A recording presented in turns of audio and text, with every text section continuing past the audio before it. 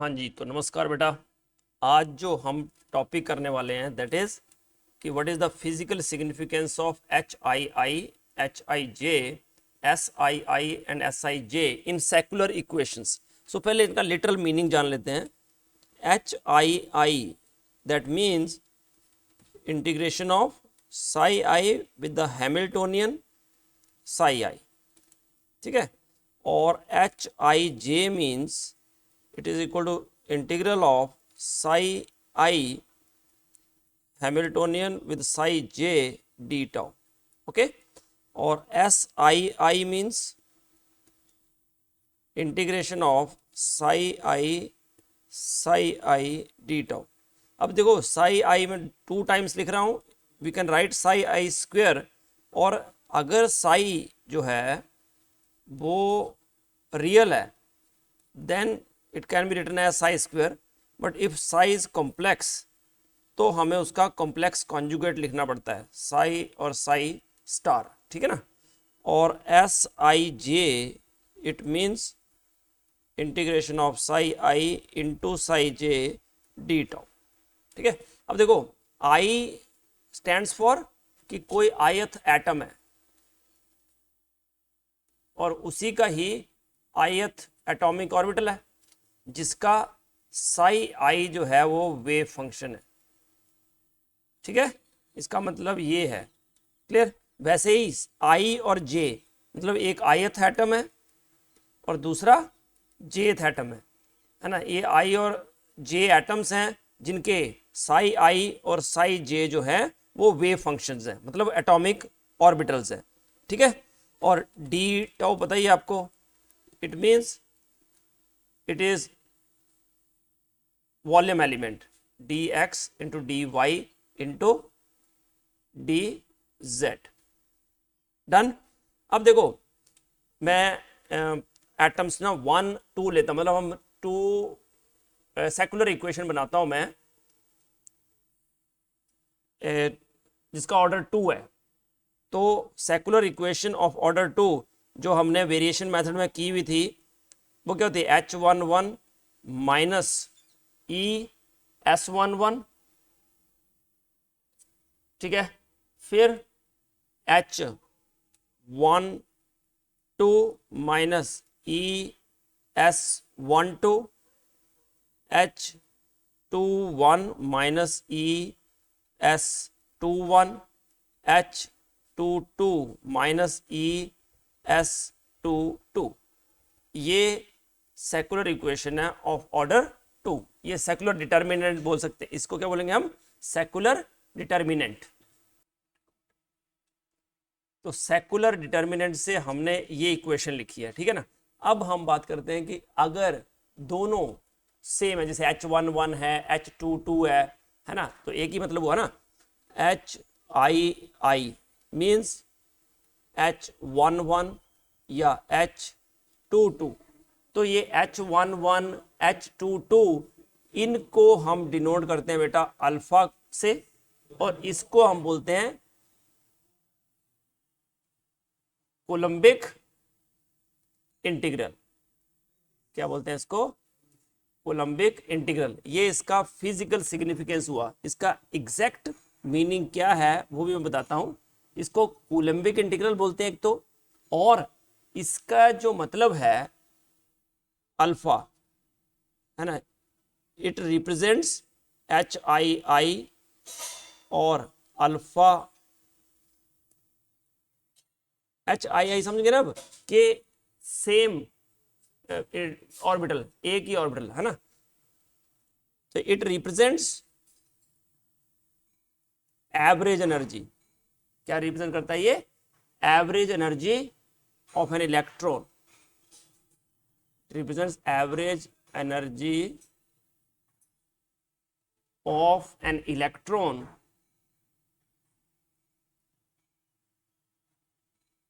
ठीक है in the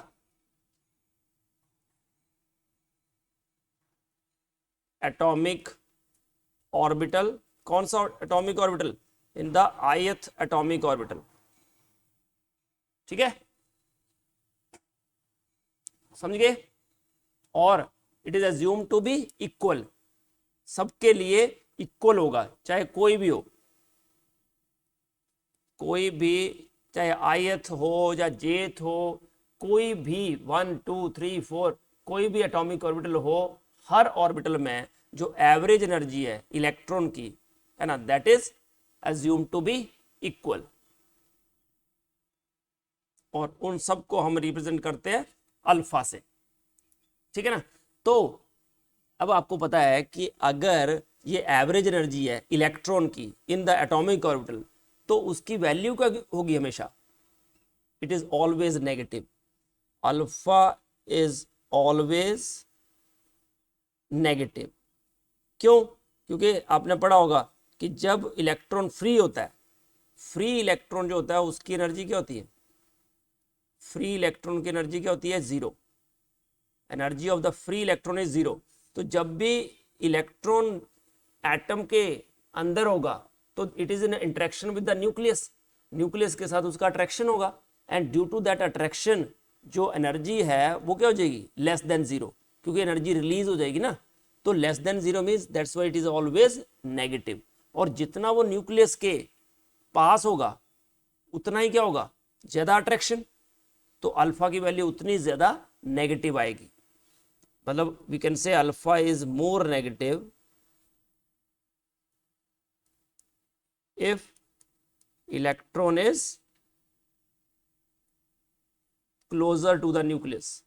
जितना क्लोज होगा न्यूक्लियस के इलेक्ट्रॉन, उतना ही जो एनर्जी है अल्फा की वैल्यू है वो उतनी ज्यादा नेगेटिव वैल्यू आएगी। Got it? ये हो गया फर्स्ट, मतलब HII का मतलब समझ गए कि वो क्या रिप्रेजेंट करता है, average energy of the electron कब, in the ith atomic orbital.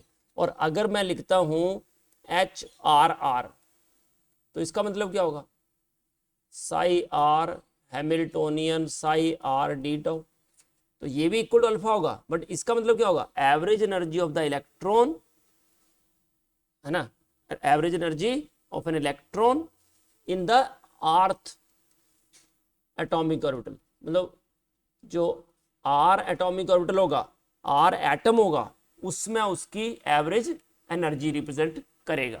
और इन सब को हम चाहे H11 हो, H22 हो या H33 हो, so on, that is always denoted by alpha, we can say it as alpha।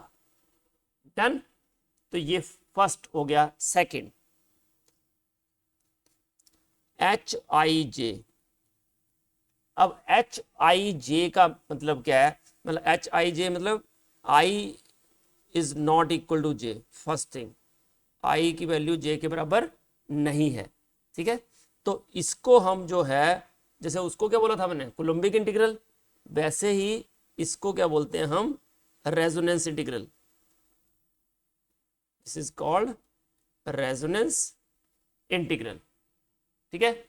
और all integrals of the type HIJ, जितने भी इंटीग्रल होंगे HIJ के फॉर्म में, दैट इज अभी बताया मैंने, साई आई हैमिल्टोनियन साई जे डी टाउ, ऐसा बोला ना। अच्छा एक बात और, ये जो HIJ होता है ना, इट इज ऑलवेज हर्मिशियन।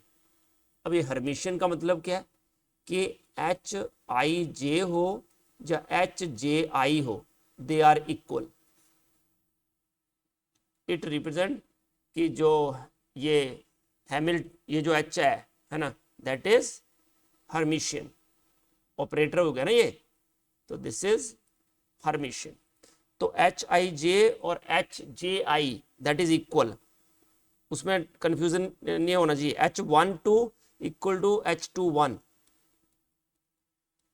ये हमेशा इक्वल होंगे, and that is represented by beta. और इसका ये जो रेजोनेंस इंटीग्रल है, इसका मतलब क्या है, ये रिप्रेजेंट करता है energy of interaction. It representing the energy of interaction, किसके बीच में, energy of interaction between two atomic orbitals, between two atomic orbitals. कौन से? ith atomic orbital and jth atomic orbital, क्योंकि I और J लिखा ना मैंने। अगर मैं RS लिखता तो कौन से? R और atomic orbital and S atomic orbital, ठीक है। और ये हमेशा वो भी सेम होंगे और सबको हम बीटा से रिप्रेजेंट करेंगे, याद रखना। मतलब कि चाहे H12 हो, चाहे वो H23 हो, चाहे वो H34 हो, so on, that is equal to beta. तो उसको हम बीटा बोलते हैं बेटा, ठीक है। अब बताओ इसकी एनर्जी जो है वो पॉजिटिव होगी कि negative? Obviously there is energy of interaction, मतलब एटॉमिक ऑर्बिटल आपस में इंटरेक्ट कर रहे हैं, तो इंटरेक्शन से एनर्जी क्या होगी? रिलीज, ठीक है। So that is always negative. Hij जो है is always negative, it is also always negative provided they are directly bonded। क्या होना चाहिए? वो डायरेक्टली बॉन्डेड। मेरी बात समझ रहे हो कि जो ith एटम है उसका एटॉमिक ऑर्बिटल और jth एटॉमिक ऑर्बिटल में jth एटम है ना, they should be directly bonded. आपस में डायरेक्ट बॉन्ड बना होना चाहिए इनके बीच में। अगर डायरेक्ट बॉन्ड नहीं बना है तो Hij की वैल्यू बेटा 0 होगी। तो for atoms I and J that are not directly bonded means non neighbours जो होंगे,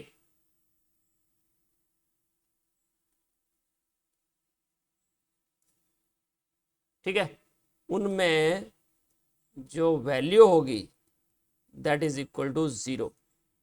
Hij इज इक्वल टू 0 कब? जब वो दोनों बॉन्ड नहीं बना रहे होंगे। जैसे एग्जांपल देता हूं मैं, C1 C2 C3 ऐसा है, ठीक है ना।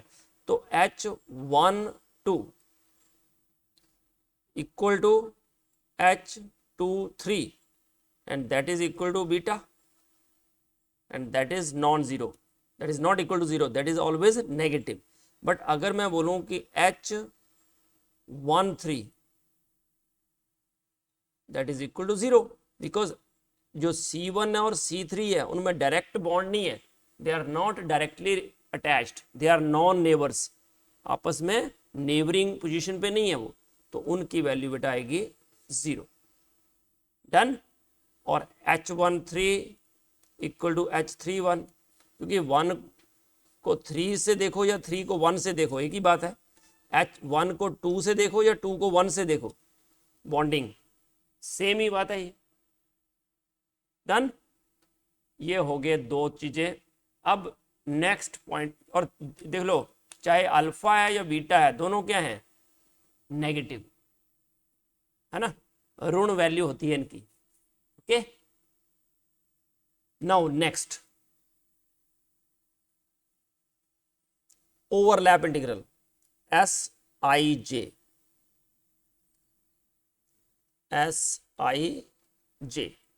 है ना। Sij उसको हम बोलते हैं, और कैसे डिनोट करते हैं Sij को? साई आई इंटू साई जे डी टॉप, है ना। तो ये जो है Sij, this is called overlap integral.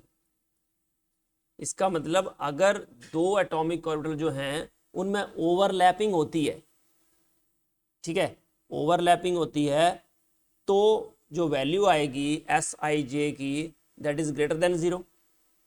अगर मतलब अट्रैक्शन होता है I और J में, है ना, एटॉमिक ऑर्बिटल्स में, इसको पॉजिटिव ओवरलैप भी बोल सकते हैं हम, तो Sij क्या होगा? Greater than 0।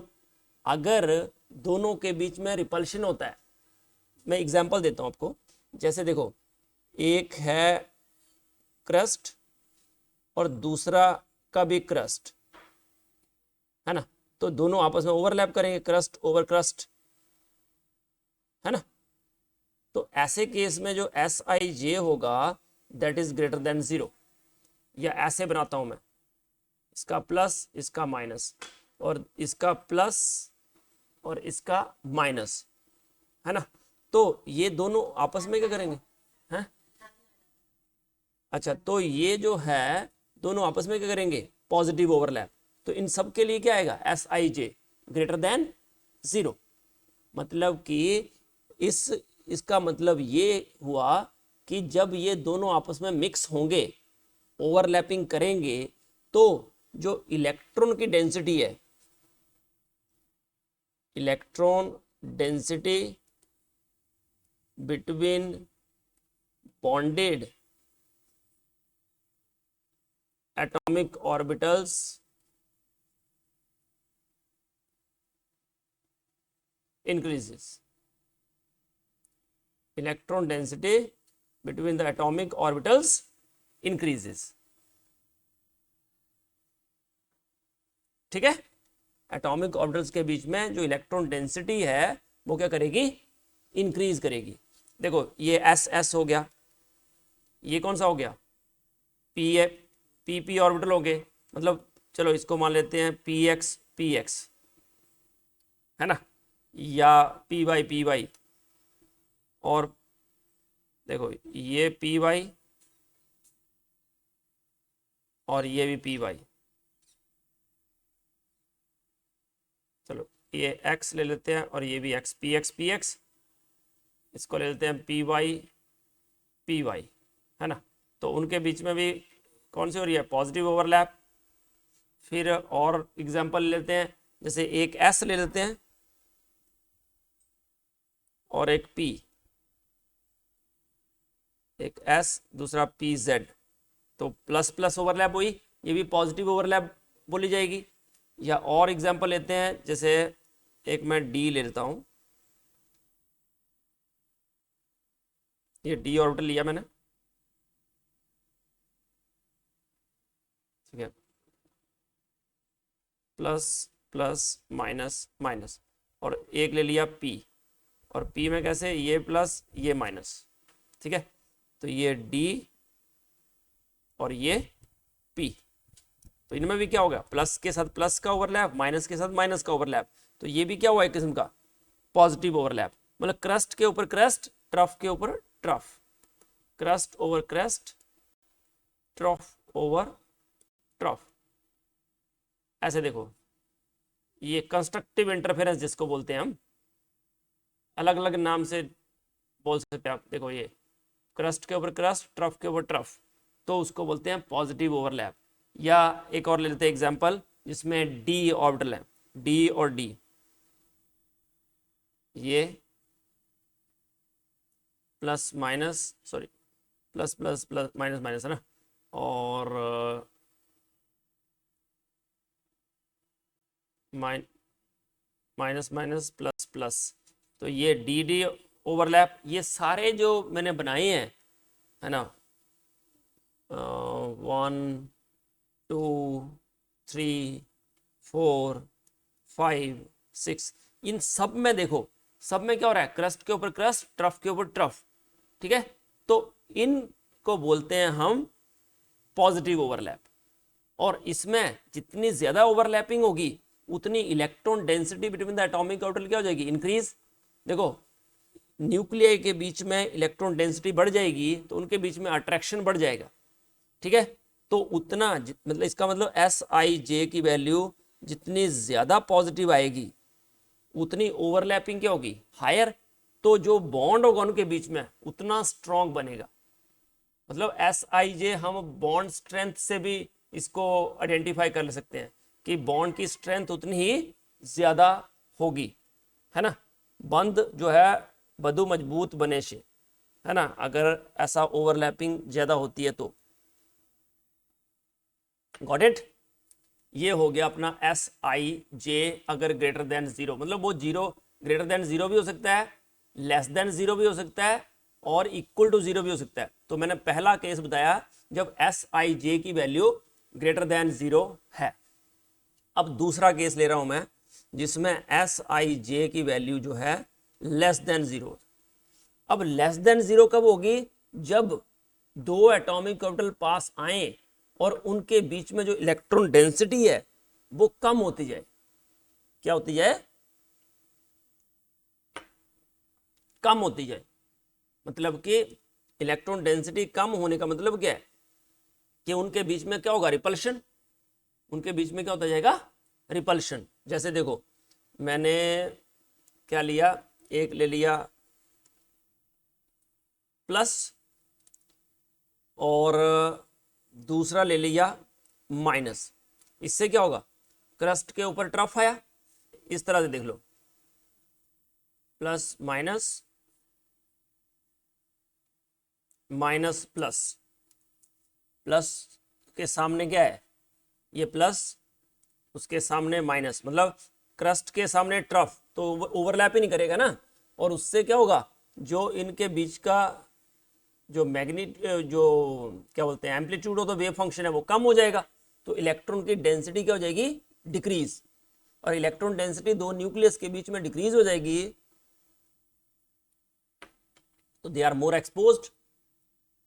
ये क्रस्ट, ये न्यूक्लियस, एक न्यूक्लियस पॉजिटिव चार्ज होता है और इनके बीच में इलेक्ट्रॉन डेंसिटी कम है, तो उनके बीच में क्या होगा? रिपल्शन, अपाकर्षण। और उससे जो इनके बीच का बंध है वो क्या हो जाएगा? बनेगा ही नहीं। जितना एस आई जे की वैल्यू जितनी कम होगी, मतलब जितनी ज़्यादा नेगेटिव होगी, उतना ही जो उनके बीच का रिपल्शन है वो बढ़ जाएगा, तो वो आपस में पास आएंगे नहीं। This is the condition of anti bonding. S I J greater than zero means that is the condition of bonding.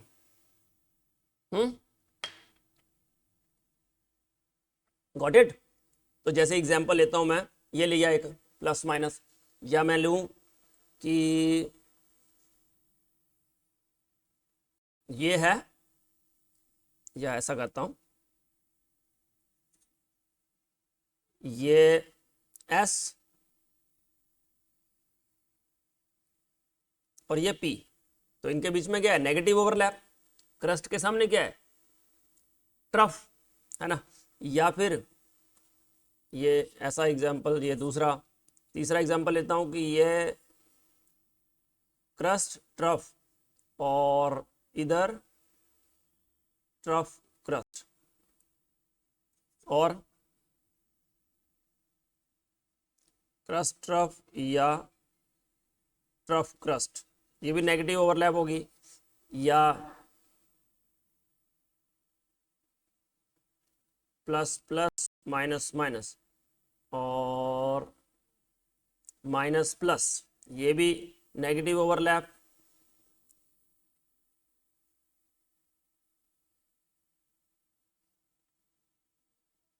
Plus plus minus minus minus minus plus plus, तो ये भी क्या होगी? Negative overlap.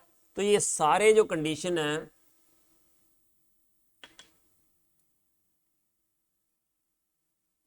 इनके बॉन्ड बनेगा ही नहीं, क्योंकि condition ये है कि क्रस्ट के सामने क्या है? Trough, right.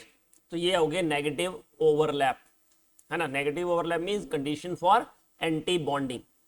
Now last condition is कि एस आई जे जो है that is equal to zero. S I J equal to zero. So what it means, इसका मतलब कि जब ये दोनों ना उनके बीच में पास आएंगे, ना तो अट्रैक्शन होगा ना ही रिपल्शन, मतलब ओवरलैपिंग की कोई कंडीशन बनेगी ही नहीं।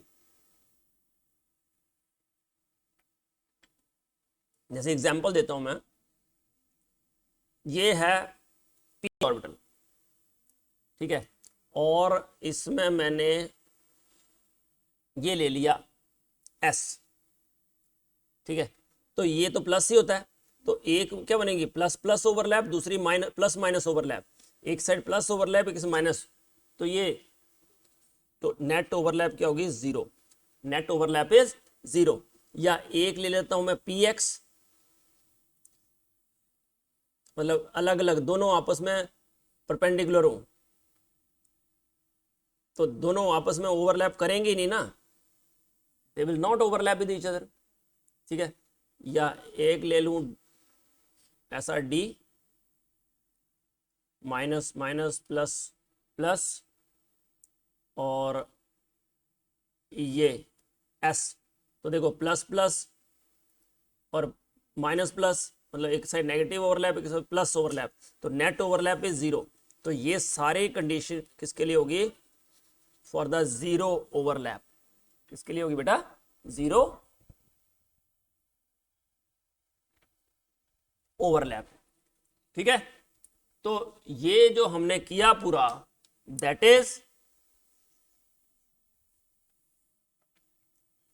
Overlapping integral.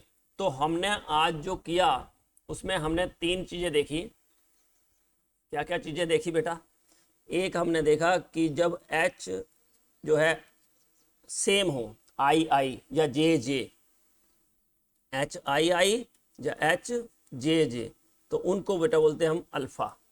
और वो जो है उसको क्या बोलते हैं हम, that is the average energy of the electron in the same orbital, average energy of the electron in the same orbital, और उसको हम बोलते हैं कूलम्बिक इंटीग्रल। एक बात ये देखी। दूसरा हमने देखा जब एच आई जे हो, मतलब आई एटम और जेथ एटम अलग अलग हो, तो उसको हम बोलते हैं बेटा बीटा, और उसको रेजोनेंस इंटीग्रल। और ये जो रेजोनेंस इंटीग्रल है that is the energy of interaction between two atomic orbitals, energy of interaction between two atomic orbitals, जिसमें पी आई और पी जे है, कोई भी एटॉमिक ऑर्बिटल है ना, और उसको सिंबल देते हैं बीटा, ठीक है। और अगर, और ये दोनों जो हैं, चाहे अल्फा हो चाहे beta, alpha as well as beta, both are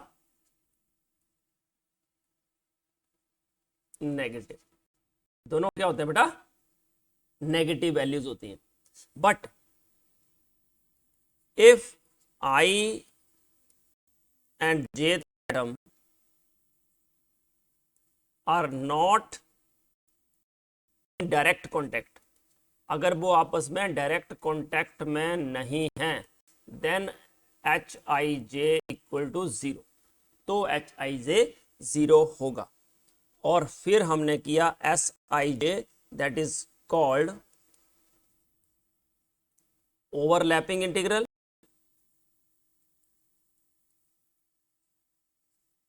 क्या बोलते हैं उसको, ओवरलैपिंग इंटीग्रल या ओवरलैप इंटीग्रल, है ना। और इसकी वैल्यू जो है, उनकी तो वैल्यू दोनों की नेगेटिव होगी हमेशा, बट एस आई जे जो है ग्रेटर देन जीरो हो सकता है, S I J less than zero हो सकता है, S I J equal to zero हो सकता है।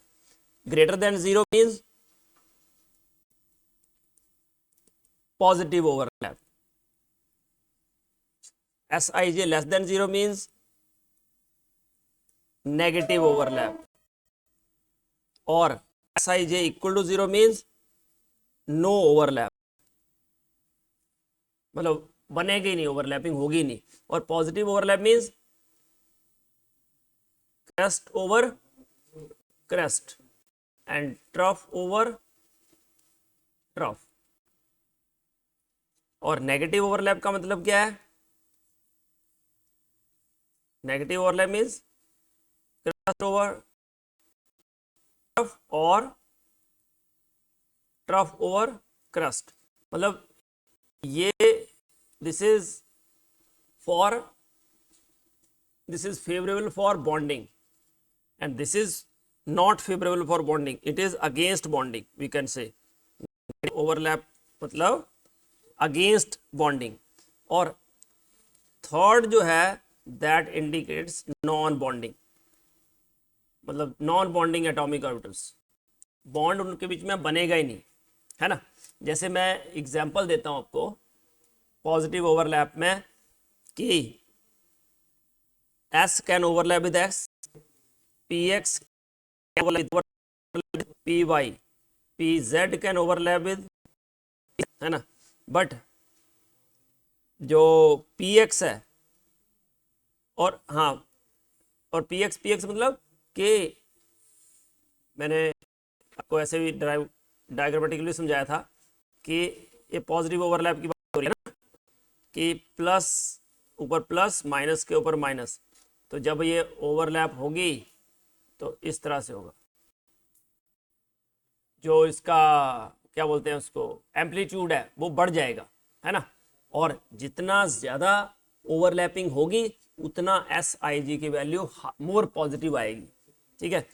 दूसरा है कि एम्पलीट्यूड कम हो जाएगा, एस आई जे की वैल्यू क्या आएगी, less than zero, S I J की वैल्यू लेस देन जीरो।